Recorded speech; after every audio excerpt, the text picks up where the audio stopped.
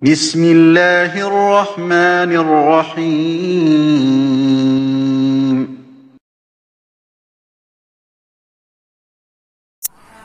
Assalamualaikum warahmatullahi wabarakatuh.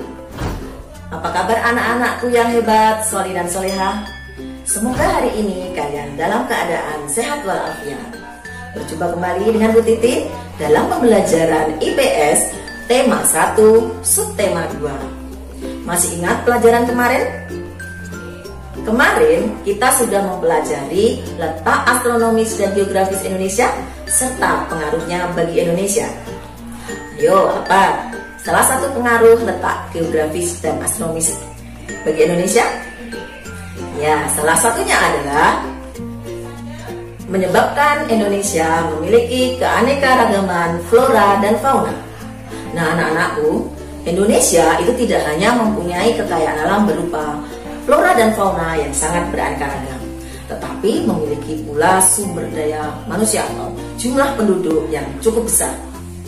Nah, hari ini kita akan belajar yang pertama, peta kepadatan penduduk Indonesia, kemudian peta penyebaran suku di Indonesia, dan keanekaragaman flora dan fauna di Indonesia. Anak-anak sekalian, mari kita pelajari bersama-sama. Masih sama dengan pembelajaran IPS minggu lalu. Tema 1 subtema 1, kompetensi dasar yang akan kita pelajari hari ini adalah mengidentifikasi karakteristik geografis Indonesia sebagai negara kepulauan atau maritim dan agraris, serta pengaruhnya terhadap kehidupan ekonomi, sosial budaya, komunikasi, serta transportasi, serta menyajikan hasil identifikasinya. Selanjutnya, mari kita pelajari materinya bersama-sama.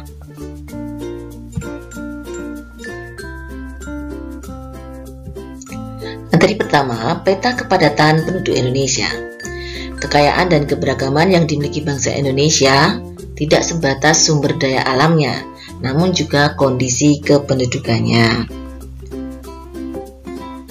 Nah, kepadatan penduduk Indonesia. Dari 5 pulau besar di Indonesia,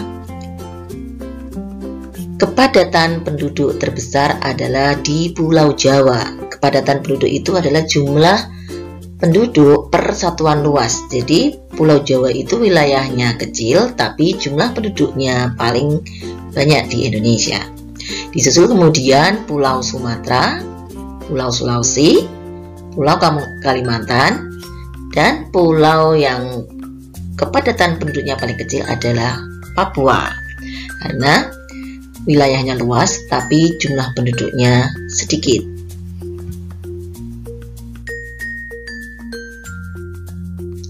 Selanjutnya, bagaimana dengan persebaran suku bangsa di Indonesia? Indonesia memiliki ratusan suku bangsa yang tersebar di seluruh pulau. Di Pulau Sumatera, antara lain ada suku Aceh, Batak, Minang, Melayu, Gayo, Nias, Tamyang, dan masih banyak lagi. Di Pulau Jawa ada suku Jawa, Sunda, Betawi, Banten, Baduy, Tengger, Osing, dan masih juga banyak yang lainnya. Sedangkan di Sumatera ada suku Dayak, Banjar, Kutai, Pasir, Bidung, Berau, dan lain-lain.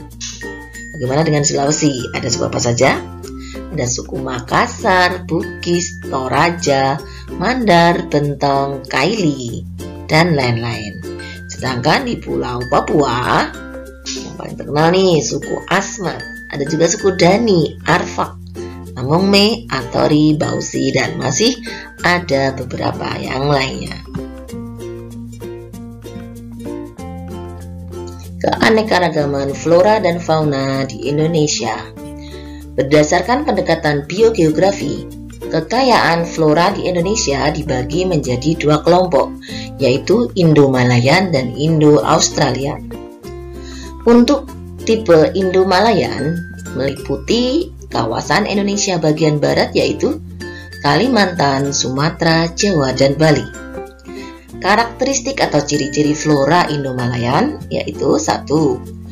Terdapat sangat banyak jenis meranti-merantian. Kemudian terdapat berbagai jenis rotan. tidak terdapat hutan kayu putih, jenis tumbuhan matoa sedikit jumlahnya, jenis anggrek sedikit jumlahnya, dan terdapat berbagai jenis nangka. Tidak banyak tumbuhan sagu.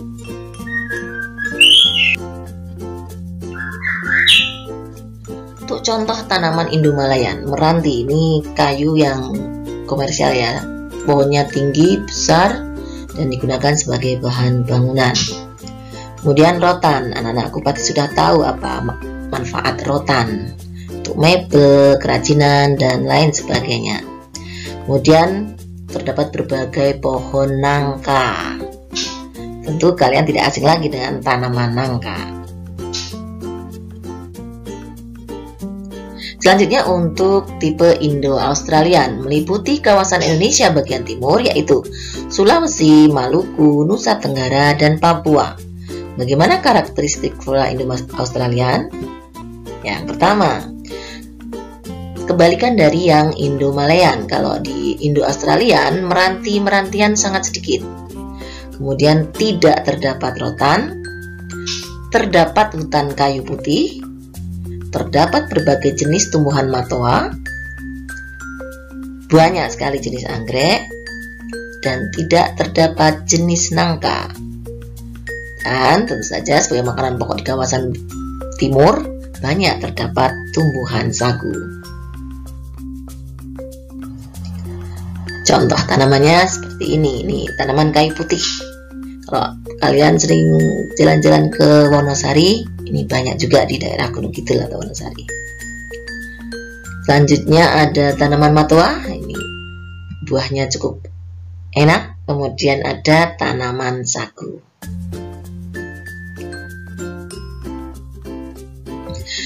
Keragaman fauna di Indonesia. Untuk keragaman fauna atau hewan di Indonesia, berdasarkan ilmuwan Inggris Alfred Russel Wallace, keragaman fauna di Indonesia dibagi menjadi 3 kelompok. Yang pertama, fauna bagian barat atau tipe Asiatis. Ini wilayah Sumatera, Jawa, dan Kalimantan. Disebut tipe Asiatis karena hewan-hewannya menyerupai hewan yang ada di benua Asia. Hewan-hewan besar seperti beruang madu, harimau Sumatera, gajah, badak, harimau Jawa, banteng, orang utan, dan kera. Selanjutnya, fauna bagian tengah atau tipe peralihan, tidak menyerupai Asia maupun Australia. Ini hewan khas bahkan di Indonesia. Di wilayah Sulawesi, Nusa Tenggara, dan Flores. Meliputi ada babi rusa, ada anoa, burung maleo, komodo, dan lain-lain. Sedangkan yang ketiga adalah fauna bagian timur atau tipe Australis yang namanya menyerupai hewan-hewan yang ada di Australia, meliputi kawasan Papua dan sebagian Maluku.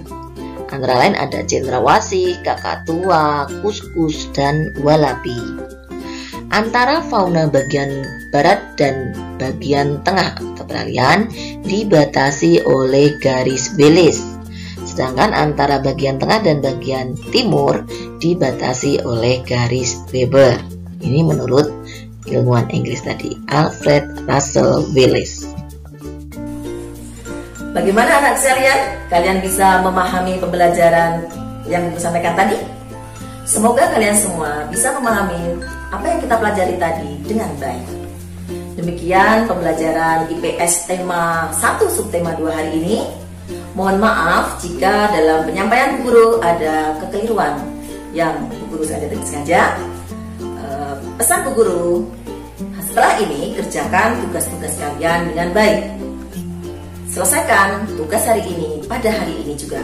Jangan suka menunda-nunda pekerjaan. Akhirul kalam, assalamualaikum warahmatullahi wabarakatuh.